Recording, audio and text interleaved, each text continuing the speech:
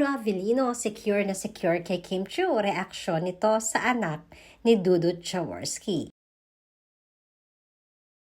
Nag-tour nga around Australia si Kim Chiu para sa Barangay Banyuhay Family Day 2024. Isa na dito ang Melbourne, Sydney, Auckland at inaasahan din na makakadalo itong si Kim. Kaagad namang mainit na sinalubong si Kim ng kanyang mga fanatics at mga Kim Pao fanatics na din.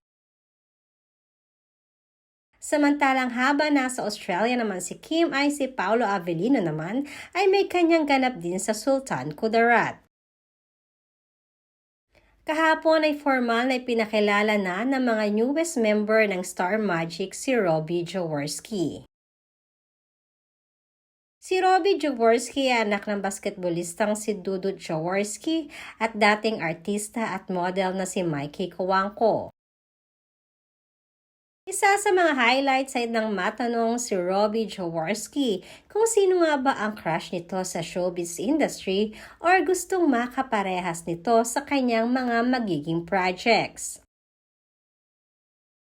Wala namang kagatol-gatol si Robbie nang sabihing si Kim Chiu. Reaksyon ng mga Kim Pao fanatics na paniguradong na-flatter di umano si Kim sa mga ganitong compliment. Alam naman natin kung gaano ka down to earth itong si Kim Chiu pagdating sa mga ganitong bagay.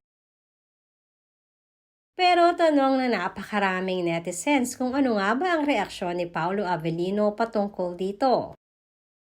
Ayon na rin sa aming source, ay secure naman di umano itong si Paolo kay Kim. Wala di umano siyang dapat ikabahala pa dahil alam niya na smile pa lamang ay wagi na siya sa puso ni Kim Chiu.